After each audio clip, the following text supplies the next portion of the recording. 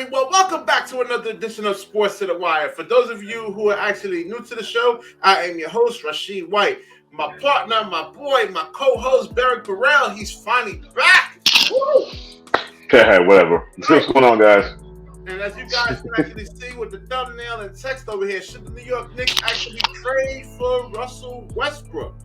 And I think it's a horrible idea. And there's a whole bunch of different trade proposals actually going, rumors and proposals going around. And should the Knicks actually do this? And shouldn't they do this? But Barrett, take us off, baby. Should the Knicks actually do this? Will this actually make them better?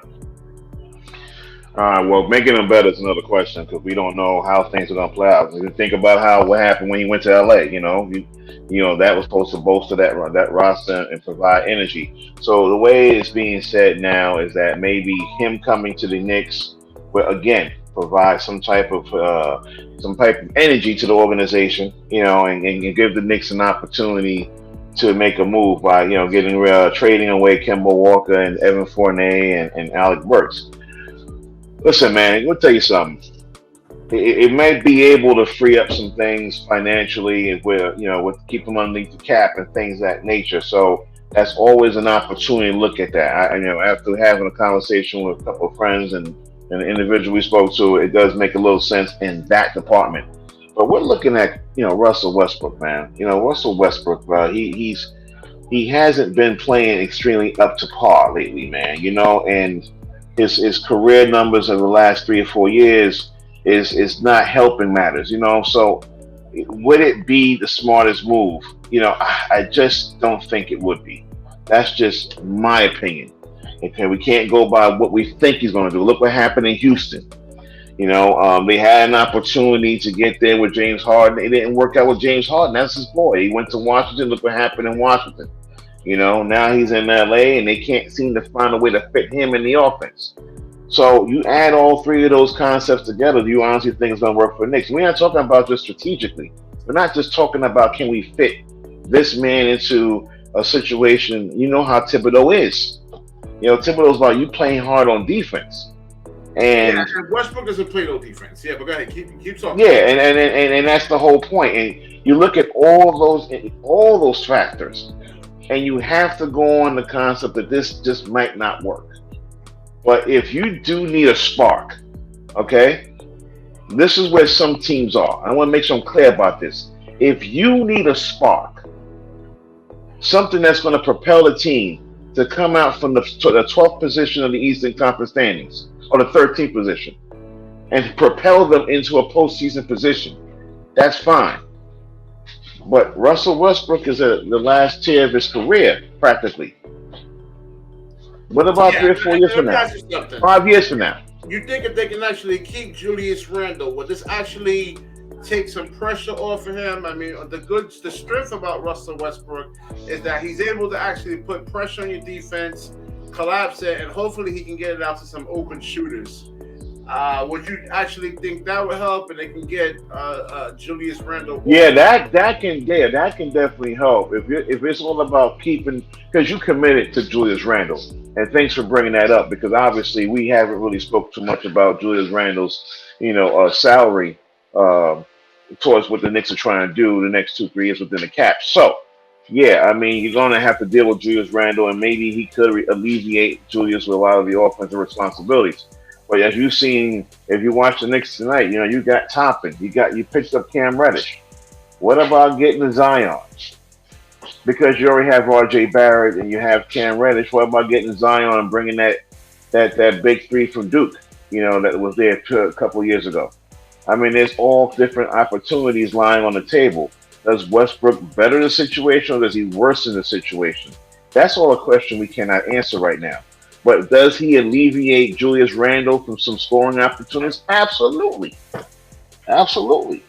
But as you see how we're going about this, it's really it's a 50-50 deal with this. Westbrook is a great player, man. He's constantly trying to go for the triple doubles when he should be letting the big man get the rebound and him trying to get down as quickly as possible. So teams aren't going into like a zone on him or loading up on him or even trying to force him to shoot. So I know my Right. boy Eric, we were talking earlier, man. Yeah, he can get triple doubles. I mean, yeah, it would help if he could shoot. You know, he can't shoot, so he needs to actually have the big men get the ball for him, and they can outlet to him, and he can try to get downhill as quickly as possible, and then try to get some shooters, man. So, but I don't know, man. You have to have the right team that's constructed for him. They need shooters. I mean, Russell Westbrook shoots 18.1% from the 3-point line this year. His shot selection is really questionable. Decision making, sometimes the passes he actually makes aren't really good. I mean, and timely. I don't see him really directing the offense and trying to get guys into spots. I don't know, man. Westbrook is. I mean, yeah. I mean, it does. Like this article is actually saying from Clutch Points that it does infuse some life into the Knicks, and I definitely do. Yeah, that's the one thing I was saying. Is just injecting some kind of fire within the organization and propel them from the position they are right now to probably into the playoff, the play-in position, or even grabbing a 6th seed or 5th seed. We don't know. We're speculating right now. Can he do that? Yeah, that's fine for this year. The article is actually saying that Westbrook can potentially be the first step towards luring more stars to the Big Apple in the near future if he actually stays with the team. Do you agree with that? Yeah, I agree with that. I mean, he could help he can propel the possibility of bringing a superstar over here. You know, we always talked about, and I always said to you more or less about what superstar will be available in the next 2 or 3 years that will come in. I guess I just mentioned Zion. Because I mean, you know, he's getting himself back into shape, and like I said, Cam is over here, RJ's over here. You know, you see Obi Toppin is part of the future. Emmanuel Quickly is part of the future. You know, so if you can do that and lure another free agent or quality players over here moving forward, that's going to help keep the Knicks consistently in the playoff hunt every single year and get them to be contenders within the next 2-3 years, logically. Then yeah, I would say make the decision. But you're going to be getting rid of Evan Fournier. You put some money in free agency with him. Alec Burke is a good 3-point shooter. He's a real hard worker coming off the curl, spot up jump shot, runs the floor well, plays decent defense. But you're going to be losing him, you know. And then Kemba Walker, we know what's going on with Kemba. Kemba's a great player when healthy. So there's some possibilities. But again, I'm on the side of propelling the team. And if he can do that and help bring another superstar, then I'm all for that. I mean, you look at his 3-point shooting this year, he's at 30%. That's not cutting it. No. He's at 18.1%. His percentage. His percentage. Field goal percentage. Yeah. His field goal percentage behind the arc. He takes a lot of tough shots. Even the bank shot that he actually tries to make, he doesn't press. And I mean, he puts too much arc on that shot. You a jump shooter, Barrett, you know. Yeah. He misses. He tries to go for the bank shot, but he does it under duress, and then he winds up just totally just missing it. And we just and free throw, he's not, and his free throws are down. I mean, everything he's doing is down. Everything with him, and then you played with guys like Westbrook before, like. Doesn't make the game. When he does a boneheaded, like 1 or 2 dumbass plays, you be like, "Oh Lord, jeez." But you know, but he brings fire. You love his tenacity. You love his aggression. That is something that even the great Allen Iverson says to this day he still loves about him.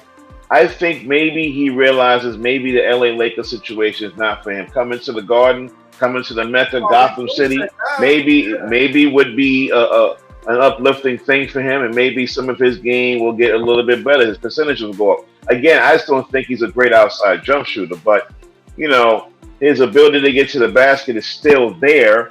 Obviously, his ability to see the floor and dish the rock properly is still there. If you're going to play for Tibbs, you're going to have to play D somehow.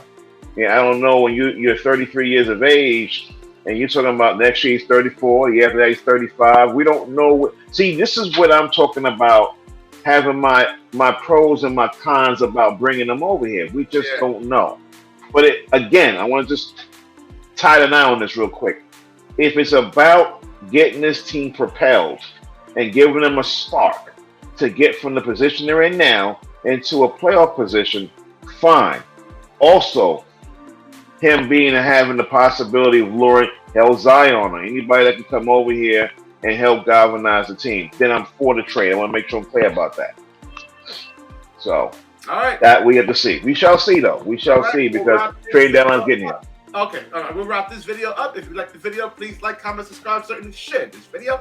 When you share it, the universe certainly shares back with you. Peace out. Peace out, guys.